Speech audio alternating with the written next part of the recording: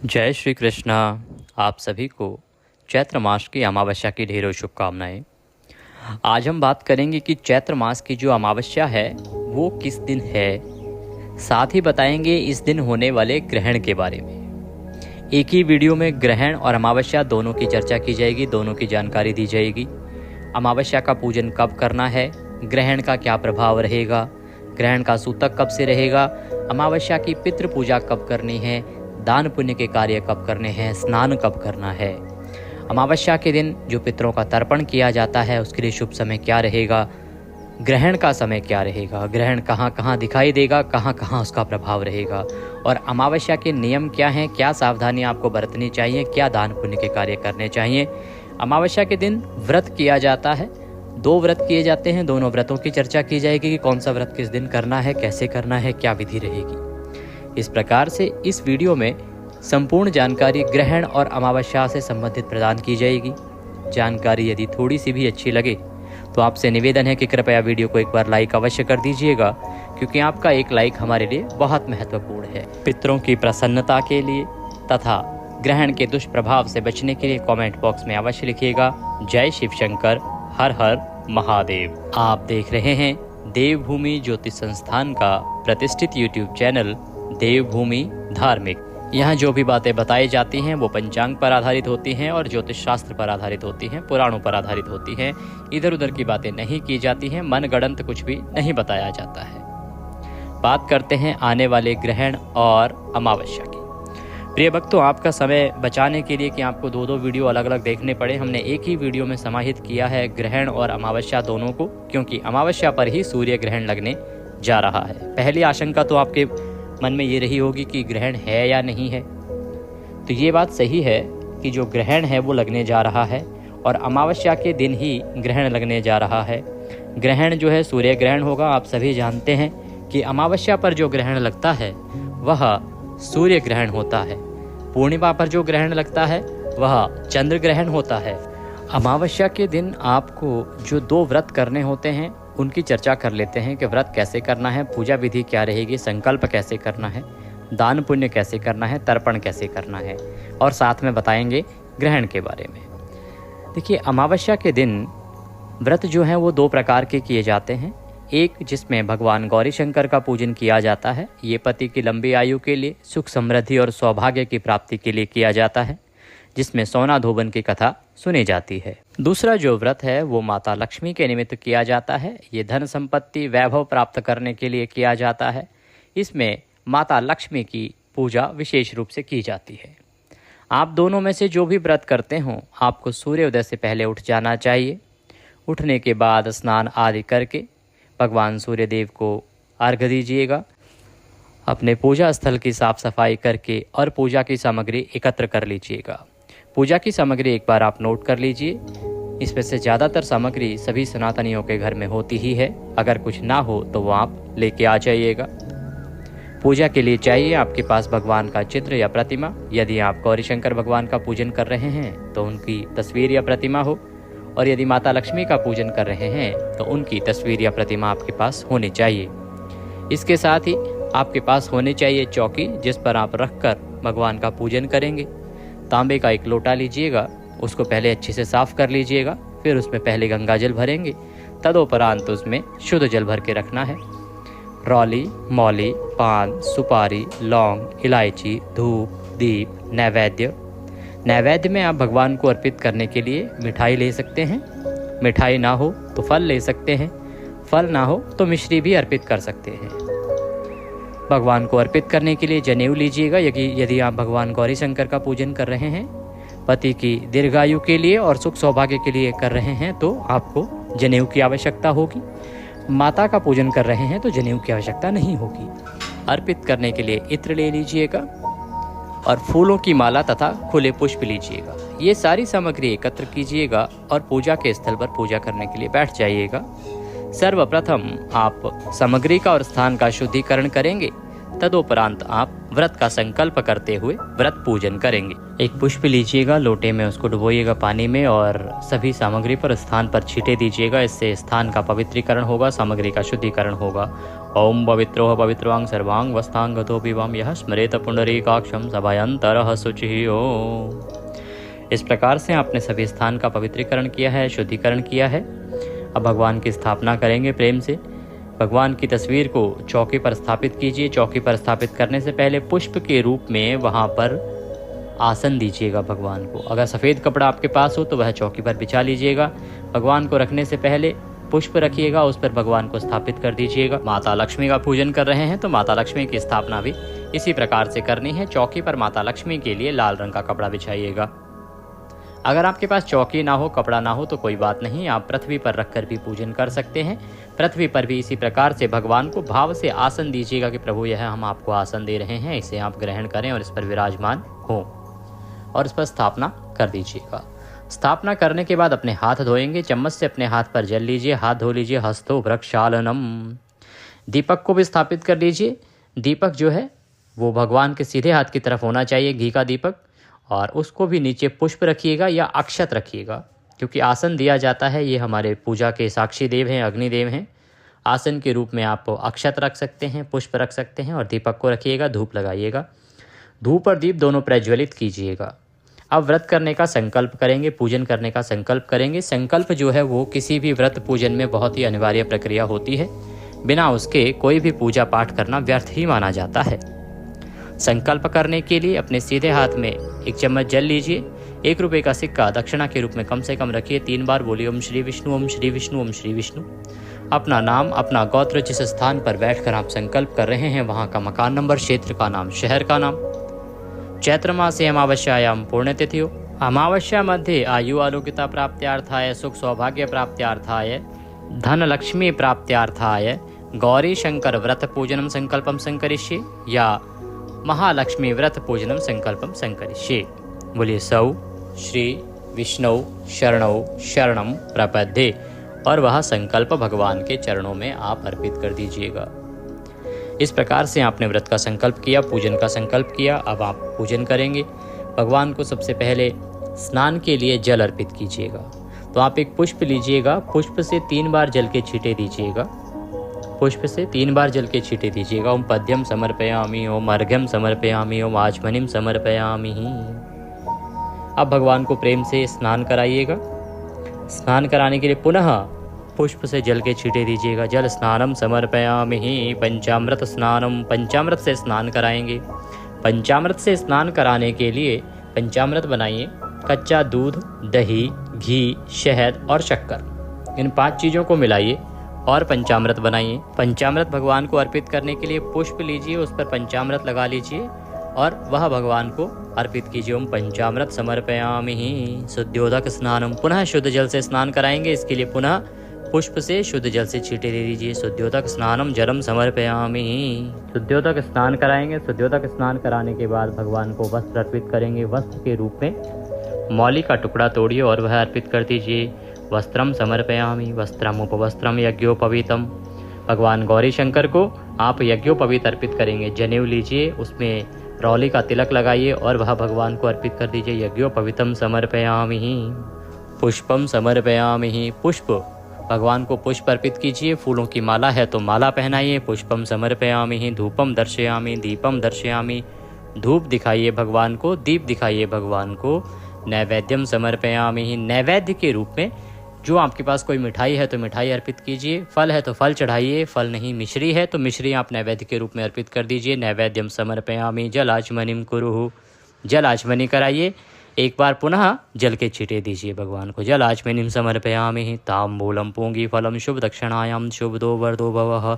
तांबूल अर्पित करेंगे। तांबूल के रूप में एक पान का बीड़ा बनाइएगा। पान का पत्ता लीजिए, उसकी डंडी तोड़ दीजिए। 2 लौंग, 2 इलायची, 1 सुपारी रखिए और वह भगवान को अर्पित कर दीजिए। तांबूलम समर्पयामि शुभ दक्षिणायाम शुभ दो वरदो भवः। जो भी दक्षिणा आप अर्पित करना चाहते हैं भगवान को वह अर्पित कीजिए और भगवान को प्रणाम कीजिए कि प्रभु आज के दिन हम यह पूजन कर रहे हैं, इसे आप स्वीकार करें। इस प्रकार से भगवान से निवेदन कीजिए। जिन लोगों ने माता लक्ष्मी का व्रत करना है वो इसी विधि से माता लक्ष्मी का पूजन करेंगे। माता को पहले 3 बार जल के छींटे देंगे, फिर पुनः स्नान के लिए जल अर्पित करेंगे, पंचामृत अर्पित करेंगे और फिर पुनः शुद्ध जल से स्नान कराएंगे। वस्त्र के रूप में मौली अर्पित कर दीजिएगा, तिलक लगाइएगा, माता को कुमकुम का तिलक लगाइएगा, फूलों की माला पहनाइएगा, पुष्प अर्पित कीजिएगा, धूप दिखाइएगा, दीप दिखाइएगा, नैवेद्य के रूप में भोग अर्पित कीजिएगा और पुनः जलाचमनी के रूप में जल अर्पित कीजिएगा। तांबूल अर्पित करेंगे। तांबूल होता है पान का बीड़ा, तो आप पान का बीड़ा बनाइएगा, पत्ता है तो पत्ता लीजिएगा, डंडी तोड़ दीजिए, 2 लौंग, 2 इलायची, 1 सुपारी रखिएगा और वह माता को अर्पित कीजिएगा। दक्षिणा अर्पित करते हुए माता को प्रार्थना कीजिएगा कि हे माँ, मैंने इस कार्य के लिए यह व्रत किया है, मेरी इस प्रार्थना को स्वीकार करें और इस व्रत को स्वीकार करें। इस प्रकार से आपने पूजन करना है। पूजन करने के बाद आपने कथा श्रवण करनी है। कथा आपको अवश्य सुननी चाहिए। आपके इसी चैनल देवभूमि पर प्रत्येक अमावस्या पर कथा सुनाई जाती है।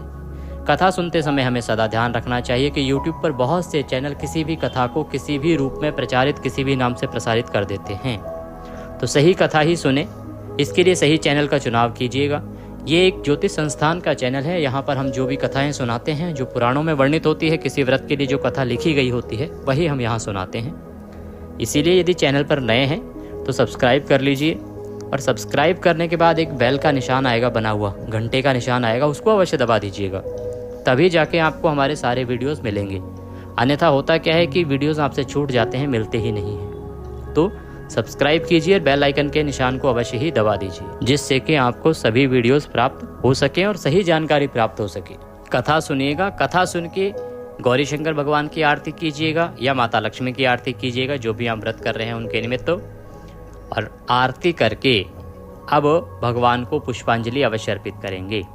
पुष्पांजलि अर्पित करने के लिए, क्योंकि ये जो व्रत है ना, वो एक ही दिन का विधान है, आज ही पूजन है, आज ही विसर्जन है, तो पुष्पांजलि आवश्यक है। पुष्पांजलि करने के लिए अपने हाथों में फूल ले लीजिएगा और भगवान से निवेदन कीजिएगा, आवाहनम न जानामि न जानामि विसर्जनम पूजम चैवम न जानामि क्षम्यतां परमेश्वर। हे प्रभु, न हम आपका आवाहन जानते हैं, न पूजन जानते हैं, न विसर्जन जानते हैं।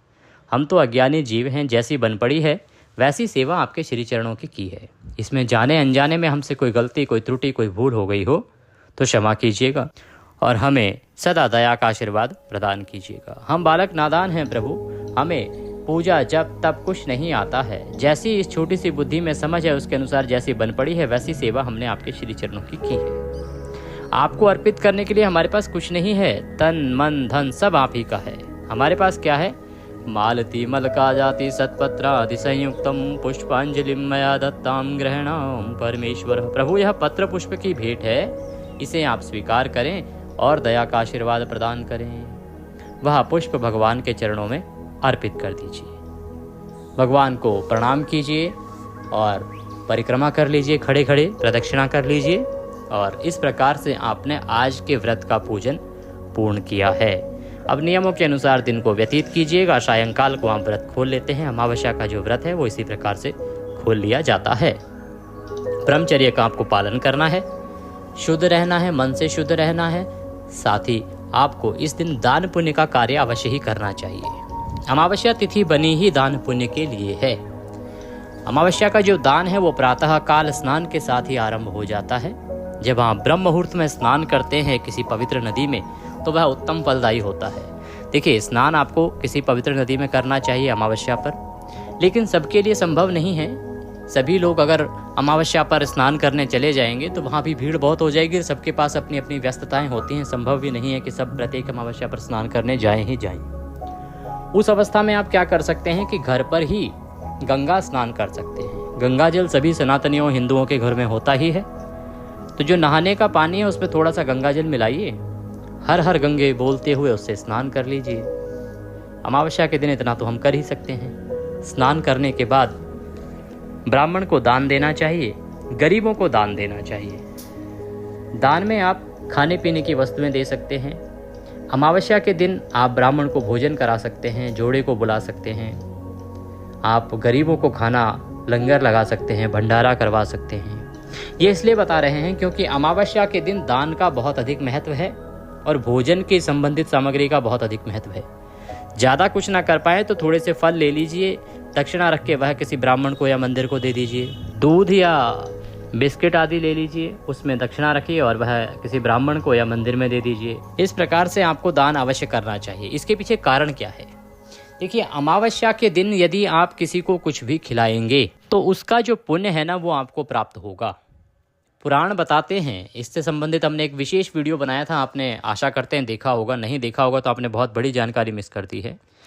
हमने बताया था कि पुराण ये कहते हैं कि अमावस्या के दिन आपको किसी और का अन्न नहीं खाना चाहिए, किसी के भी घर पर अन्न नहीं खाना चाहिए, क्योंकि जब आप किसी और का अन्न अमावस्या के दिन खाते हैं तो आपका जो पुण्य है वो उसको चला जाता है। ये महिमा है इस तिथि की। इसीलिए अमावस्या के दिन विशेष रूप से आपको किसी का भी अन्न नहीं खाना चाहिए। खा रहे हैं तो उसको पैसे दीजिए। अगर आपने उसका अन्न खाएंगे तो आपके जो पुण्य है वो क्षीण हो जाएंगे और उसको चले जाएंगे। इसीलिए तो कहा जाता है कि अमावस्या पर ब्राह्मण भोजन कराइए, जिससे कि ब्राह्मण ने जितने पुण्य अर्जित किए हैं वो आपको प्राप्त होंगे। देखिए, एक समय में जब पुराण लिखे गए तब क्या था? ब्राह्मणों का कर्म था भगवान की भक्ति करना, पूजा करना, पुण्य अर्जित करना। वैश्य समाज या बाकी जो अन्य समाज था उसका कर्म था वो धन अर्जित करना। वो ब्राह्मण को दान देते थे, भोजन कराते। ब्राह्मण ने जो अर्जित किया पुण्य है उसमें से कुछ हिस्सा उनको मिल जाता था, उनकी भी मुक्ति और उनकी भी मुक्ति। इसीलिए ये नियम बने हैं तब से कि ब्राह्मण को, तो अब ध्यान रखना चाहिए कि जिस ब्राह्मण को आप भोजन करा रहे हैं वो योग्य ब्राह्मण हो, ऐसा ब्राह्मण हो जो कर्मकांड करता हो, पूजा पाठ करता हो, जिस पे आपके देने के लिए कुछ पुण्य आदि होने भी चाहिए।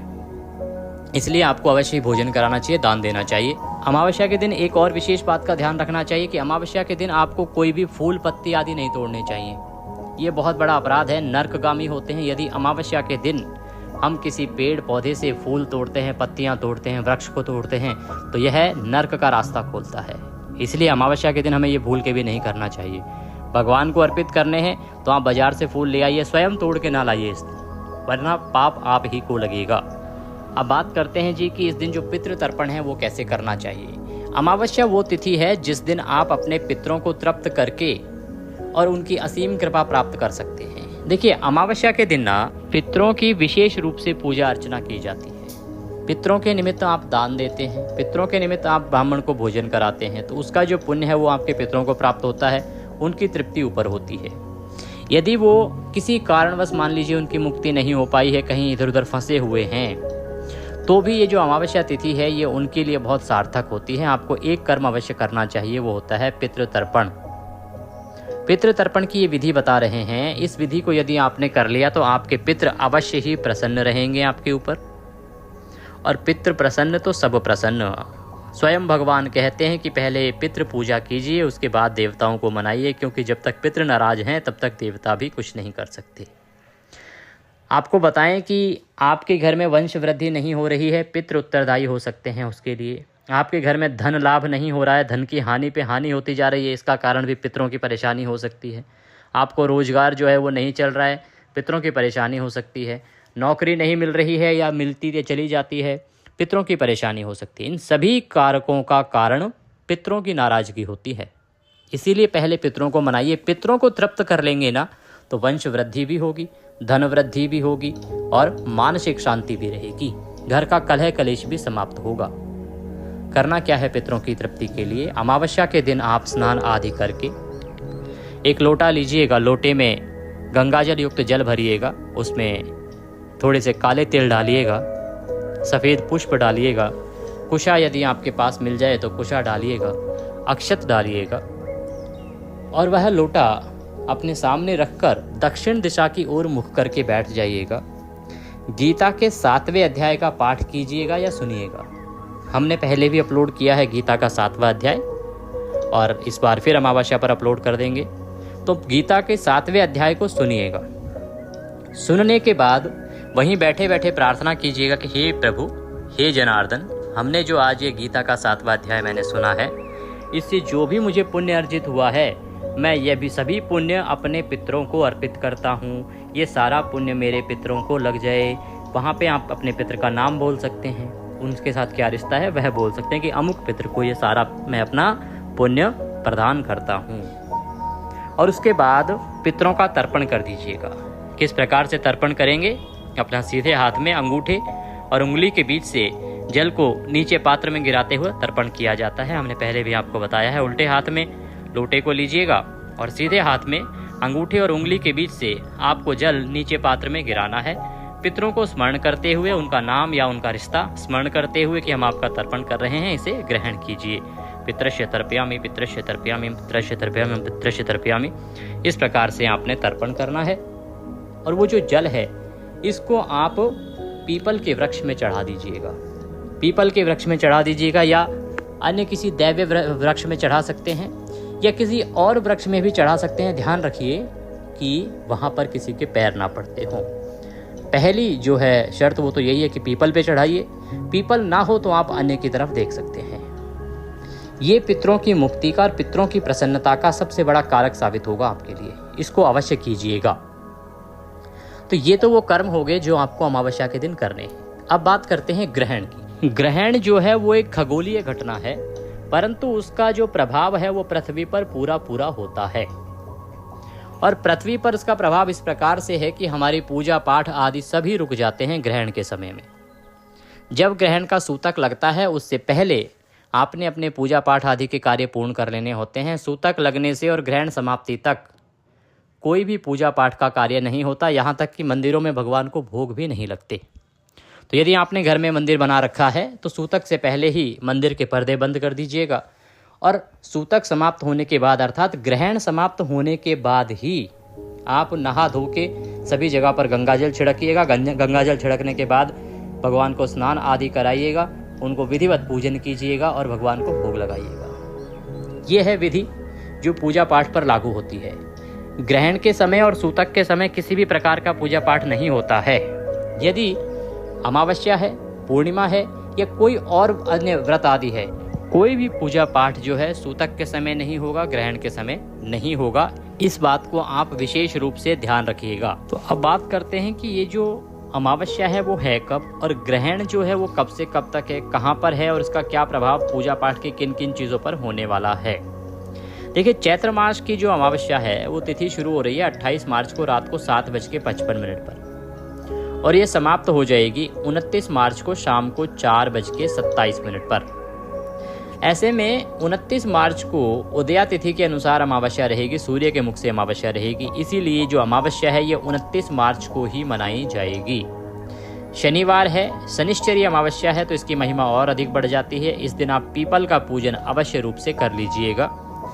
बाकी हमने पिछले वीडियो में आपको विशेष रूप से बताया था कि किस विधि से आपको पीपल पूजन और शनि पूजन इस दिन करना चाहिए, आपके लिए कल्याणकारी रहेगा। इसके निमित्त हम शनि अमावस्या स्तोत्र भी आपके लिए अपलोड करेंगे, उसको भी आप अवश्य सुनिएगा। अब बात करते हैं ग्रहण की कि ग्रहण कब है। जी हाँ, ग्रहण भी 29 मार्च को ही रहेगा। सूर्य ग्रहण है तो निश्चित रूप से दिन में ही रहेगा। 2:29 पर ग्रहण आरंभ होगा और सूर्य ग्रहण का जो सूतक है ना वो 12 घंटे पहले लग जाता है, अर्थात ये रात्रि को ही लग जाएगा। जब 29 तारीख रात को लगेगी 12 बजे के बाद तो 2:29 पर सूतक आरंभ हो जाएगा। तो इस प्रकार से जिन जिन देशों में ये ग्रहण होने वाला है वहाँ पर सुबह की पूजा पाठ भी नहीं होगी, उसके बाद ही ये कार्य होंगे। जहाँ पर जिन जिन देशों में ग्रहण है वहाँ जो लोग हमारे रहते हैं, दर्शक रहते हैं, वो पूजा पाठ आदि नहीं करेंगे। ना ही पितृ तर्पण का कार्य होगा, ना ही अमावस्या के अन्य कार्य, पूजा पाठ के कार्य इस दिन हो पाएंगे। ग्रहण की समाप्ति के बाद ही ये कार्य आपको करने हैं, क्योंकि ग्रहण का दान भी महादान होता है। तो जब ये ग्रहण समाप्त हो जाएगा सायंकाल को, तब आप ये सभी शुभ मांगलिक कार्य कीजिएगा, उत्तम रहेगा। और दान अवश्य कीजिएगा, क्योंकि ग्रहण का जो दान है वो महादान होता है, बहुत अधिक कल्याणकारी होता है। मुहूर्त की अगर बात करें तो सुबह जो है 4:42 से सुबह 5:29 तक जो है ब्रह्म मुहूर्त रहेगा। इसमें स्नान दान जो है सर्वोत्तम माना जाता है। इसके बाद अभिजीत मुहूर्त जो है वो दोपहर को 12:19 से और दोपहर को 1:08 तक रहने वाला है। ये हमने भारत के लिए बताया है। बताएं कि ग्रहण कहाँ कहाँ पर लगने वाला है। तो देखिए, ग्रहण जो है वो मुख्य रूप से दिखेगा दक्षिणी अमेरिका, उत्तरी अमेरिका, यूरोपीय देश और साथ में अफ्रीका के, उत्तरी अफ्रीका के कुछ देश हैं, अंटार्कटिका है, आर्कटिका है, यहाँ पर ग्रहण दिखाई देगा। रशिया में भी ग्रहण दिखाई देगा, परंतु भारत पर इसका कोई प्रभाव नहीं है। भारत में ग्रहण लागू नहीं होगा। ये वाला जो ग्रहण है ये भारत में नहीं लगेगा और इसीलिए इसका जो सूतक है वो भी नहीं लगेगा। तो आप प्रातः काल से ही जो भारत के हमारे दर्शक हैं वो पूजा पाठ कर सकते हैं। अन्य दर्शक जो हैं वो इन बातों पर ध्यान दे जो हमने बताया है। यदि आपके देश की जानकारी इस वीडियो में नहीं आई है तो कमेंट बॉक्स में लिख के पूछ लीजिएगा। जानकारी थोड़ी सी भी अच्छी लगी हो तो कृपया एक बार लाइक अवश्य कर दीजिएगा। मनोकामना पूर्ति के लिए अवश्य लिखिएगा जय शिव शंकर, जय माँ लक्ष्मी। भगवान सबका कल्याण करे।